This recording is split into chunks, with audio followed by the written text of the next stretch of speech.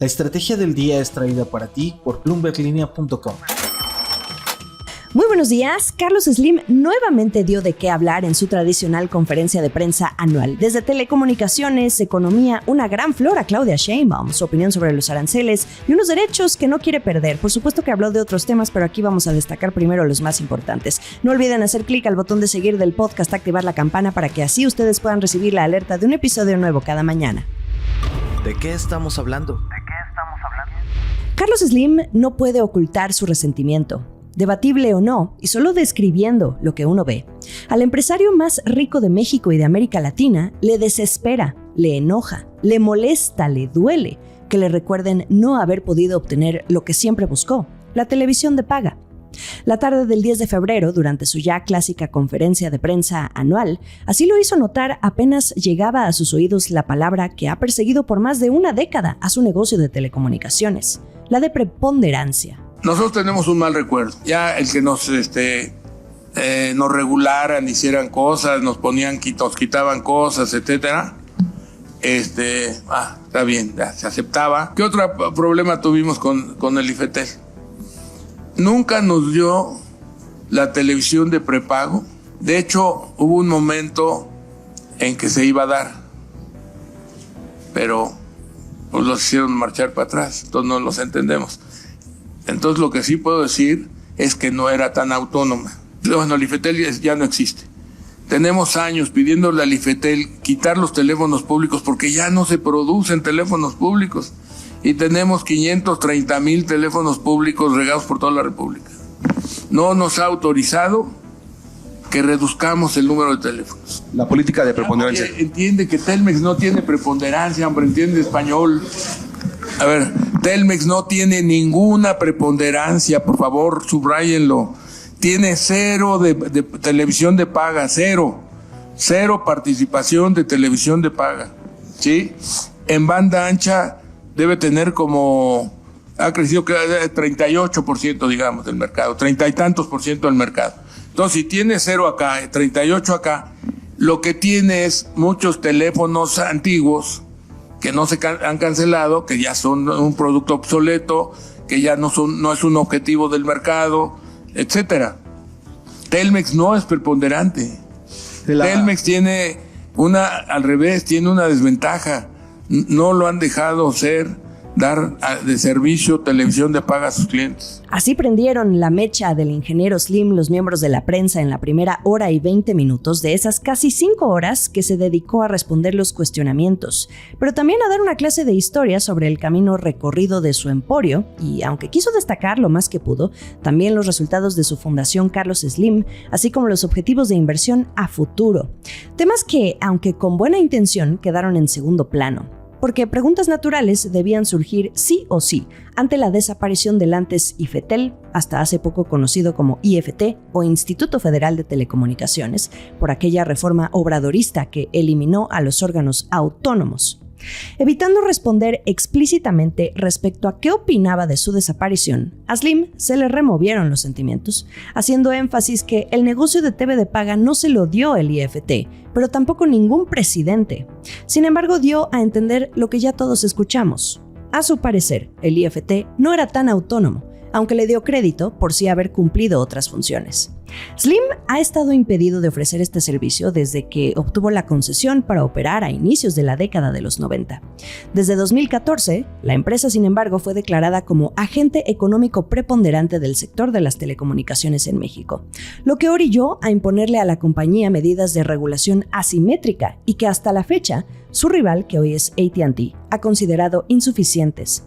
Slim ha hecho de todo con tal de conseguir esa licencia de televisión, incluso como la de lograr la concesión y vincularla a las inversiones. En 2022, en uno de los intentos más recientes, ofreció a los reguladores inversiones adicionales por 8,000 millones de pesos para el despliegue de fibra óptica, así como la posibilidad de que sus competidores se conecten a la infraestructura de última milla. Ni así. De ahí que la forma en cómo lo dice, pareciera que Slim también ya perdió por completo la esperanza.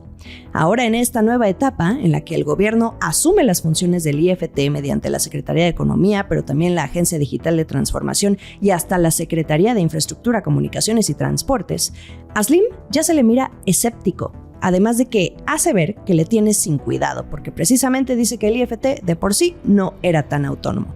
Y no descarta la posibilidad de que ahora la forma de regular mediante estas 3 dependencias de gobierno considere medidas más estrictas contra su compañía. Y entonces esbozó: si quieren que nos hagamos más chicos, dejaremos de invertir porque concentraríamos la inversión donde es necesario. Ya de paso, se quejó sobre los altos precios del espectro radioeléctrico, que ha hecho que incluso otras empresas competidoras vendan su parte, que porque así declara, ¿quién la va a querer? Carlos Slim resiente no haber obtenido la que sería la joya de su servicio de telecomunicaciones, aunque no le gana en furia cuando escuchamos a su hijo Carlos Slim Domit en aquella conferencia de prensa de enero de 2022, cuando arremetió duro y sin tapujos contra AT&T y sus ejecutivos, a los que llamó mediocres, de interponerse entre América Móvil y la anhelada licencia a través de su marca Claro, sugiriendo que la empresa se fue a quejar a Estados Unidos sobre la competencia del sector en México y que provocó una preocupación por parte de la oficina del representante comercial. El lamento sigue muy presente en el corazón de la familia Slim. Pero más allá de este trago amargo, Slim también habló largo y tendido de la situación económica de México.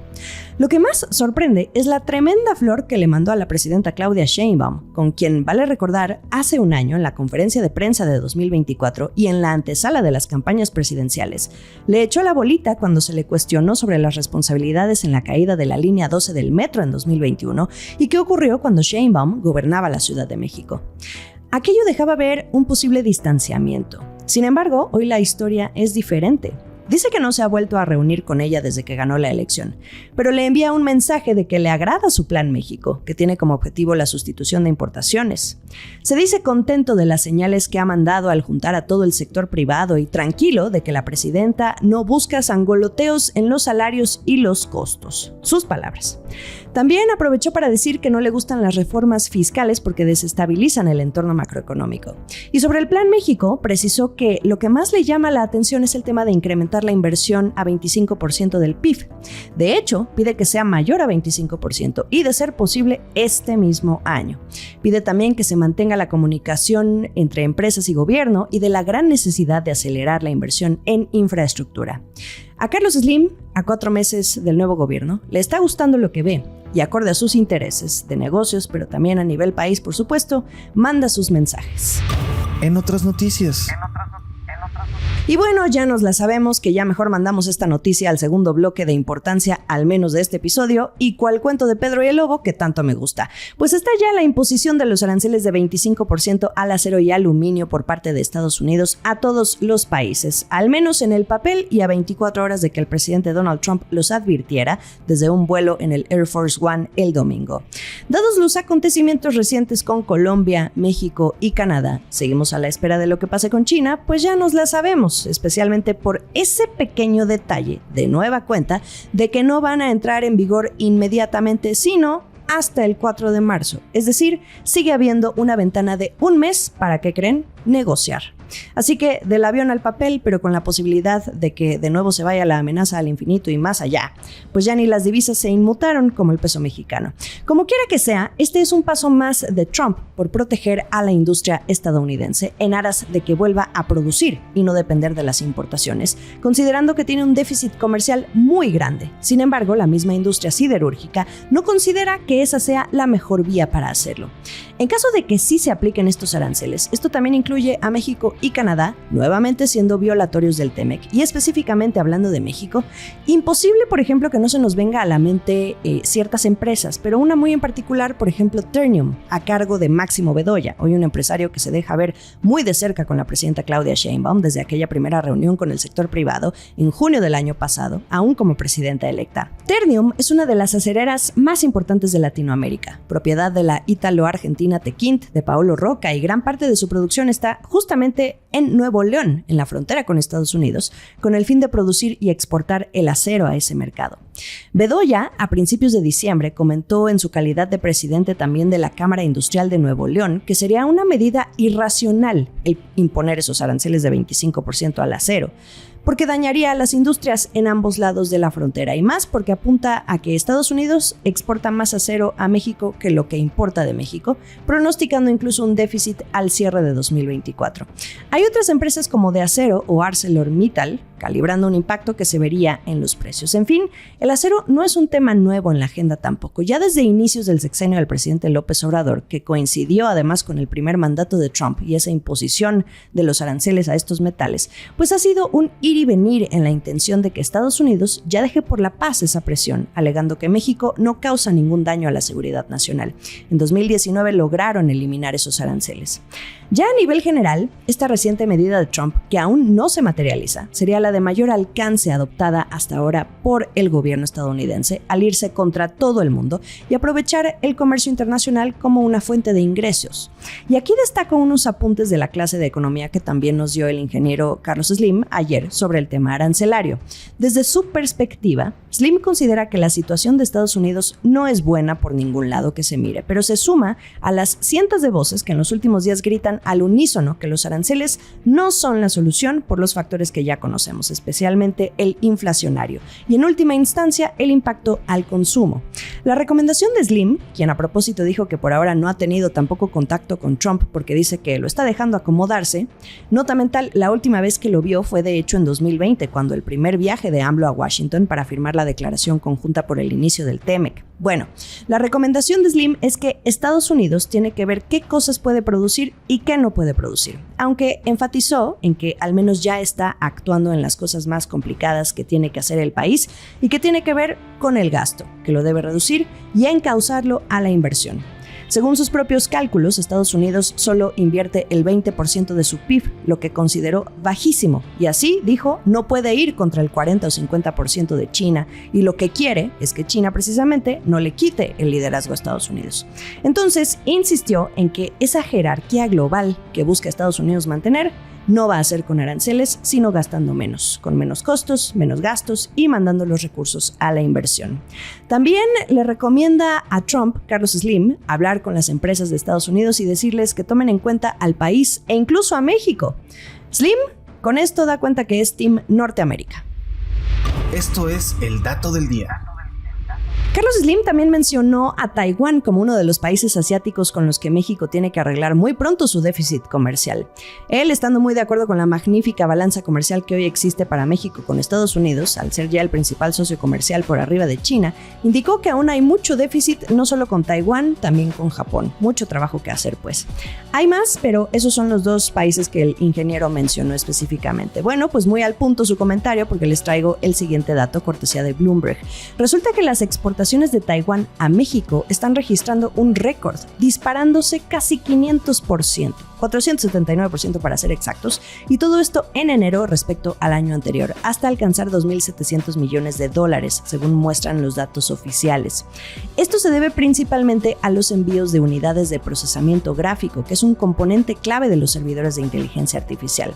El aumento se debió en gran medida a los cambios en la cadena de suministro. Esto lo informó el Ministerio de Finanzas de Taipei en un comunicado el viernes pasado, ya que empresas como por ejemplo la superconocida Foxconn, la principal proveedora de Apple, han estado construyendo fábricas en México para ensamblar servidores de inteligencia artificial destinados para Estados Unidos. En enero, el presidente Trump también anunció sus planes de imponer aranceles del 100% a los chips de semiconductores procedentes de Taiwán.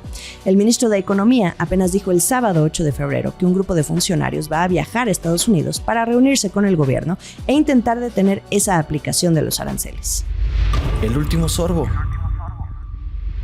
Y para quienes han gustado de disfrutar las transmisiones de los Juegos Olímpicos a través de Claro Video, la plataforma de contenidos en video de América Móvil, presente en México pero aún más famoso en varios países de América Latina, seguramente se enteraron la semana pasada que el Comité Olímpico Internacional otorgó a Televisa Univisión en exclusiva para México los derechos audiovisuales de todos los Juegos Olímpicos hasta 2032. Es un contrato que cubre televisión abierta, servicios de paga, plataformas digitales y el derecho de sublicenciar estos derechos dentro de México, así como los de derechos de radio no exclusivos. El paquete completo, pues.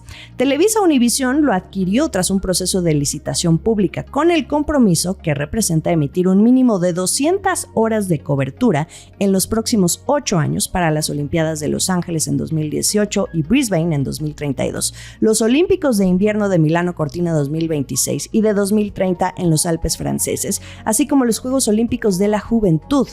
Tras esta licitación, parece que para Claro no todo está perdido, según pudo detallarnos Arturo Elías Ayub en respuesta a Bloomberg Línea durante la conferencia de prensa de Slim, porque vaya que teníamos la duda. Se le vio el pesar con esa media sonrisa que esbozó Elías Ayub al acercarse al micrófono para responder, pero pudo revelarnos que están negociando opciones con la misma Televisa Univisión para ver quién transmite qué. Vamos a escuchar. Y Televisa compró lo que le llaman el paquete completo de derechos y estamos platicando con ellos para que ellos transmitan lo que ellos hacen, televisión, y nosotros la parte de en línea. Estamos en pláticas.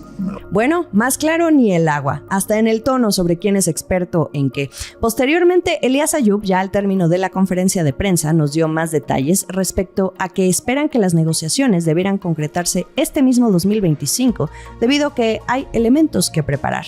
Pero muy seguro respondió que van por buen camino.